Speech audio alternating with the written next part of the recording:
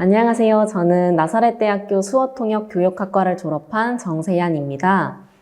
네, 저는 이제 선천적으로 희귀 질환인 지방석수 수막류를 가지고 태어났어요.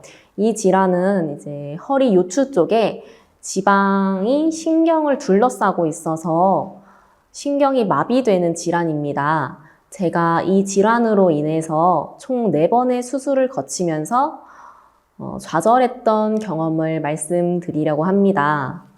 일단은 제가 첫 번째 수술은 태어나서 100일이 지나고 1차 수술을 받았고, 그리고 12살이 돼서 2차 수술을 받았어요. 제가 2차 수술을 받기 전까지는 조금 절뚝거릴 뿐, 걷고 뛰고 일상생활 하는 것에 아무런 문제가 없었어요. 근데 2차 수술을 받은 후에 수술하고 나왔는데 오른쪽 다리가 저리고 약간 혈액순환이 안 되는 것처럼 노래지고 차가웠어요. 근데 알고 보니까 이게 수술을 하면서 신경을 건드려서 이제 오른쪽 다리마저 마비가 된 상태가 되었어요. 이렇게 저는 단 몇 시간 만에 오른쪽 다리마저도 신경을 잃게 되는 상황이 펼쳐졌습니다. 네, 그래서 이제 제가 양쪽 다리에 보조기를 차는 상황이 됐는데, 이 상황이 이제 저의 상태를 인정할 수가 없어서 매일 좌절감에 빠지고 우울함에 지냈었어요. 그리고 이제 14살 때 지방종이 재발해서 다른 병원에 찾아갔어요. 검사를 해본 결과 비뇨기과 쪽으로 문제가 생겨서 CIC라는 자가 돈요를 이제 그때 처음으로 하게 됐습니다. 이제 CIC란 방광 내에 소변을 배출하기 위해서 카테터를 이용해서 요도에 삽입해 배출을 하는 기술이에요. 난생 처음으로 CIC를 하는데 너무 수치스럽고 이제 제 요도에 그 카테터를 넣는 거다 보니까 너무 수치스럽고 거부감이 들어서 한 1년 동안은 안 했었어요. 그래서 저희 엄마가 일하시다가도 이제 제가 점심시간이 되면은 학교로 찾아와서 직접 해주시고 다시 일터로 가시는, 그 후에 자가도뇨를 한 1년 반 정도 했는데도 계속 경과가 좋지 않아서 결국에는 3차 수술을 15살 때 하게 됩니다. 그리고 3차 수술을 이제 15살 때 받았는데, 그때도 수술을 받고 나서도 계속 경과가 좋지가 않아서 거의 병원에 1년 동안 입원해 있었어요. 근데 이때가 이제 사춘기 시기라 그런지 엄마한테 엄청 많이 짜증을 냈었어요. 입원하는 동안에 왜 날 이렇게 낳아서 고생을 시키지? 라는 원망을 되게 많이 했었어요. 근데 저희 부모님께서는 이제 이런 상황에 대해서, 그러니까 제가 부모님께 원망을 하는 것에 대해서 크게 나무라지 않고 대부분 거의 다 받아주셨어요. 그때 당시에는 이제 부모님에 대한 원망만 있었는데, 지금 와서 생각을 해보니까 정말 억장이 부모님도 많이 무너지셨을 거라고 생각이 돼요. 저는 이제 3차 수술을 받고 몇 년 뒤에 결국에는 휠체어를 타게 됐는데요. 이제 병원에서 교수님께서 휠체어 탈 준비를 하세요 라고 말씀하셨을 때 이전처럼 약간 감정이 요동치진 않았어요. 그냥 무덤덤 했었어요. 근데 이게 이제 저의 부모님의 긍정적인 영향으로 제가 그나마 받아들일 수 있게 된 것 같아요. 아무튼 이렇게 저의 우여곡절이 많은 10대 시기를 정말 힘들고 암울하게 보냈지만 부모님의 격려와 지지로, 그리고 또 긍정적인 영향으로 인해서 지금의 제가 있게 된 것 같습니다. 제가 앞서 언급했듯이 이제 선천적으로 희귀질환을 가지고 태어났다고 말씀드렸는데, 저희 엄마는 이제 제가 다리 한쪽에 보조기를 차고 있음에도 불구하고 반바지, 치마, 짧은 치마 같은 이제 다리가 드러나는, 보조기가 드러나는 옷을 저한테 자주 입혀주셨어요.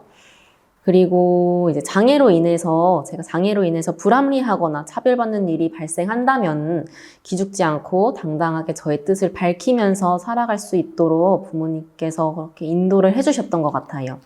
부모님의 이러한 영향을 받아서 그런지 저는 새로운 것에 도전할 때 두려워하지 않아요.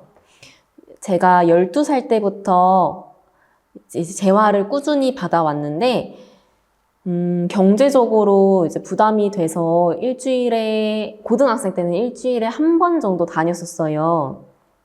하지만 저의 특성상 이제 재활을 꾸준히 하는 것이 중요했기 때문에 재활 선생님께서도 한번 헬스장에 다녀봐라 라고 권유를 해주셨어요.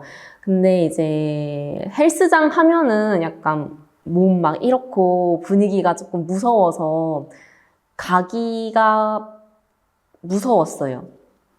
그리고 이제 헬스장 가서 휠체어 타는 사람들은 헬스장 이용을 못해요 라는 답변을 들을까봐 솔직히 많이 겁이 났었는데, 이전에 위라클이라는 유튜브 채널을 봤는데 거기서 이제 휠체어 타고 헬스장 가서 운동을 하시더라고요.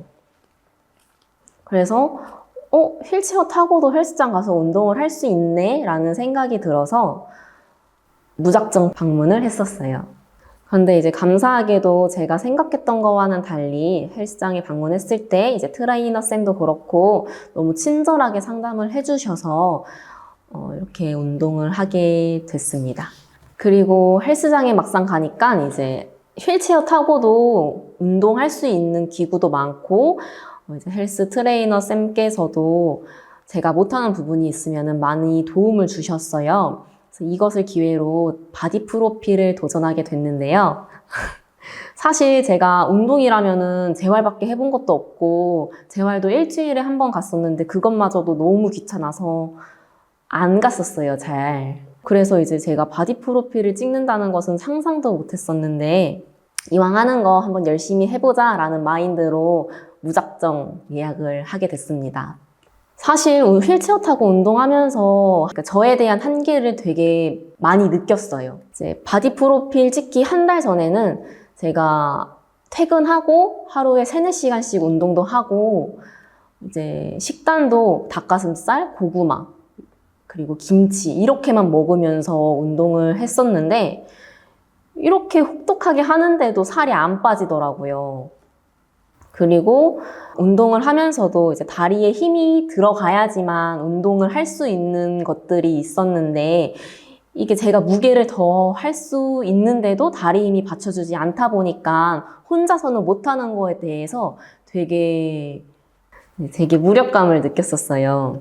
하지만 제가 원래 끈기라고는 없는데 끈기라고 없던 제가 약 5개월 동안 이제 운동이랑 식당을 병행하면서 관리를 했다는 거에 치중을 하다 보니까 어느 순간에는 그냥 내가 한 만큼, 내가 할 수 있는 만큼 최대한 해보자 라는 생각이 들었어요. 그러고 이제 제주도 가서 바디 프로필을 찍었는데 생각보다 결과물이 너무 잘 나와서 요즘에는 되게 뿌듯해하면서 지내고 있습니다. 그리고 제가 이 운동을 계기로 이제 탱스터즈라는 회사가 있는데 여기서 제가 앰버서더로 활동을 하게 됐어요. 여기서 이제 휠리엑스라고 휠체어 장애인들이 유산소 운동을 할 수 있는 그런 운동 기구가 있는데 그것을 이용해서 홍보 활동도 하고 컨텐츠 제작도 하면서 열심히 살아가고 있습니다, 요즘에. 이처럼 이제 제가 뭐 장애가 있다고 해서 또는 용기가 나지 않아서 포기하는 것이 아니라 내가 하고 싶은 것이 있다면은 어차피 한 번뿐인 인생 한 번 해봐야 되지 않을까라는 생각이 들었어요.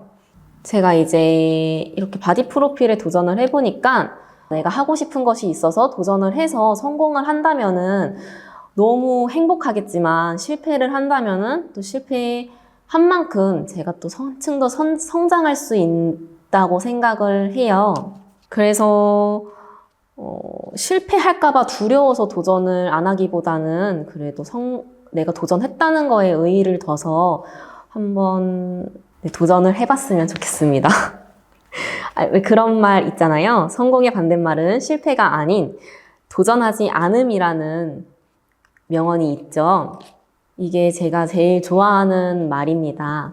여러분도 저처럼 뭐 장애가 있다고 해서 또는 용기가 나지 않아서 도전을 안 하는 것이 아니라 한번 용기를 가지고 실패를 하더라도 이게 내가 좀 더 한층 더 성장할 수 있는 기회가 되지 않을까라고 생각을 하고 한번 도전해 봤으면 좋겠습니다.